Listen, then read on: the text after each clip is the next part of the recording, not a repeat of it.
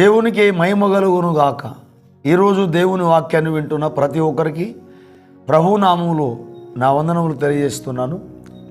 రండి, ఈరోజు దేవుని వాక్య ధ్యానం కొరకు పరిశుద్ధ గ్రంథంలో నుండి యోనా గ్రంథం 3వ అధ్యాయము 5వ వచనాన్ని చదువుతున్నాను. అందరూ శ్రద్ధగా ఆలకించండి. నినివే పట్టణపు వారు దేవుని యందు విశ్వాసముంచి ఉపవాస దినము చాటించి గనులేమి అల్పులేమి అందరును గోనెపట్ట కట్టుకొనిరి. దేవుడు ఈ వాక్యమును మనందరి వినికిడిలో ఆశీర్వదించును గాక. ప్రభునందు ప్రియులారా, మనం చదువుకున్న లేఖన భాగంలో యోనా ప్రవక్త నినివే పట్టణపు ఆ యొక్క వాసులకు ఇక 40 రోజులకు ఈ నినివే పట్టణాన్ని దేవుడు నాశనం చేయబోతున్నాడు అని చెప్పినప్పుడు ఆ నినివే పట్టణపు వారట దేవుని యందు విశ్వాసం ఉంచి ఉపవాస దినము చాటించారట. గనులు అలుపులు అందరూ కూడా గోనెపట్ట కట్టుకున్నారు. ఈ వాక్యాన్ని వింటున్న ప్రియ సహోదరి సహోదరుడా, నినివే పట్టణపు వారు దేవుని యందు విశ్వాసం ఉంచి ఉపవాస దినము చాటించారట. ఎందుకు అంటే ఒక ప్రమాదం వచ్చింది వాళ్ళకు. ఆ నినివే పట్టణానికి ఒక ప్రమాదం వచ్చింది, ఒక కీడు. దేవుడే తన ప్రవక్తను పంపాడు. యోనా ప్రవక్తను పంపి ఈ యొక్క నినివే పట్టణానికి ఈ యొక్క వార్త నువ్వు తెలియజేయి, ఈ నినివే పట్టణాన్ని నాశనం చేయబోతున్నాను నేను. ఈ నినివే పట్టణం వారు నా దృష్టికి వాళ్ళు ఘోరమైన పాపులు అయిపోయారని, ఈ నినివే పట్టణాన్ని నేను నాశనం చేయబోతున్నాను అని ఆ ప్రజలకి ఈ విషయాన్ని చెప్పమని దేవుడే యోనా ప్రవక్తకు చెప్తే మొదటిసారి వినకపోయినప్పటికీ రెండోసారి విన్నాడు యోనా. ఆయన ప్రకటించిన వెంటనే ఆ నినివే పట్టణపు వారు దేవుని యందు విశ్వాసం ఉంచి ఉపవాస దినము చాటించారు. రాజు కానీ మంత్రులు కానీ అలుపులు గనులు అందరూ కూడా గోనెపట్ట ధరించి దేవుని వేడుకున్నారు. ప్రభువా, మమ్మల్ని రక్షించయ్యా, ఈ కీడు నుంచి తప్పించయ్యా, ఈ నాశనం మా మీదకి రావద్దు అని దేవుని యందు విశ్వాసం ఉంచి వారు ఉపవాసం ఉండి ప్రార్థించినప్పుడు దేవుడు అద్భుత రీతిగా ఆ నినివే పట్టణాన్ని దేవుడు కాపాడాడు. ఈ వాక్యాన్ని వింటున్న ప్రియ సహోదరి సహోదరుడా, నీవు కూడా ఏ ఆపదలో ఉన్నా, ఏ కష్టములో ఉన్నా, ఏ శోధనలో ఉన్నా నీవు కూడా ఉపవాసం ఉండి దేవుని వేడుకుంటే దేవుడు నిన్ను తప్పిస్తాడు. అనేక కీడుల నుంచి, అనేక ప్రమాదాల నుంచి దేవుడు నిన్ను కూడా తప్పిస్తూ ఉంటాడు. ఉపవాస ప్రార్థన ఎంతో బలమైనది. ఉపవాస ప్రార్థన ఈనాడు అనేకమైన కీడుల నుంచి తప్పిస్తుంది. నీవు ఏ కష్టములో, ఏ శ్రమలో, నువ్వు ఏ బాధలో ఉన్నప్పటికీ కూడా ఉపవాసం ఉండి ప్రార్థించినప్పుడు దేవుడు ఖచ్చితంగా నిన్ను కాపాడుతాడు. ప్రియ సహోదరి సహోదరుడా, ఈనాడు మనమందరము కూడా ఉపవాసం ఉండి ప్రార్థించినప్పుడు దేవుడు అనేకమైన గొప్ప కార్యాలు చేస్తాడు. ప్రియ సహోదరి సహోదరుడా, నీవు ఉపవాసం ఉండి ప్రార్థన చేయాలి.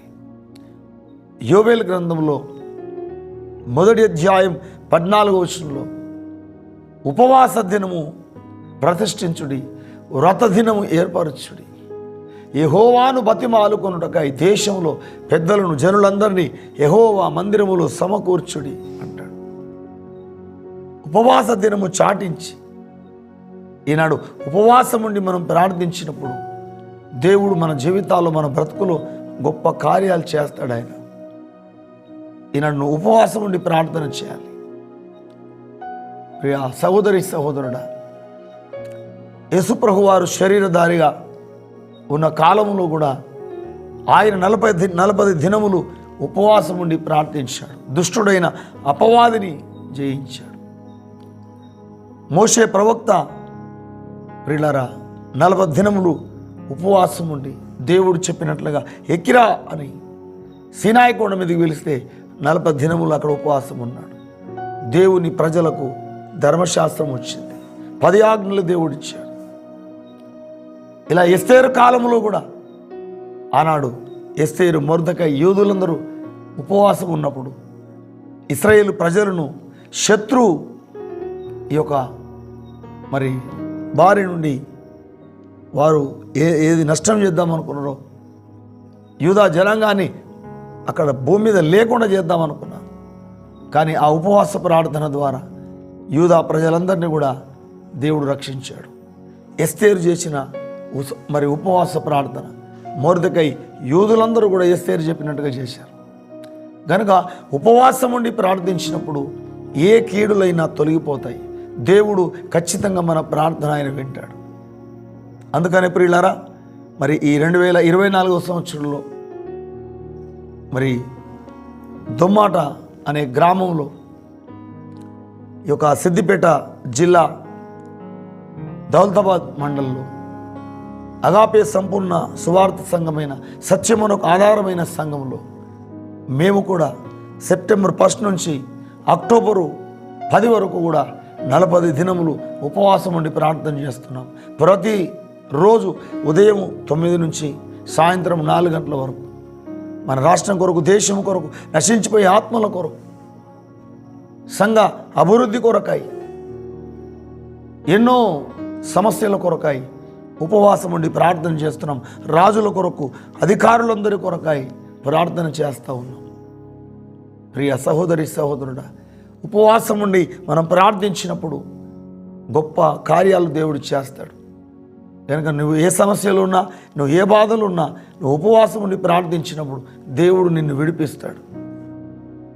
ఎందుకంటే అలాంటి కార్యాలు బైబిల్లో కనబడుతున్నవి. నినివే పట్టణపు వారు దేవుని యందు విశ్వాసం ఉంచి వాళ్ళు ప్రార్థించినప్పుడు వారికి వచ్చిన కీడు నుంచి దేవుడి తప్పించాడు. వారు తమ పాపాలు ఒప్పుకొని హృదయపూర్వకంగా దేవుని వేడుకొని అందరూ కూడా మనస్ఫూర్తిగా దేవుని వేడుకున్నప్పుడు వారి ప్రార్థన దేవుడు విన్నాడు.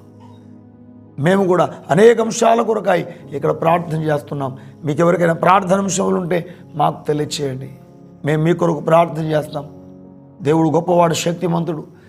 యేసయ్య అన్నాడు కదా, మార్కు సువార్త 9:29 ఈ విధమైనది వదిలిపోవుట ఉపవాస ప్రార్థనతోనే సాధ్యం అన్నాడు.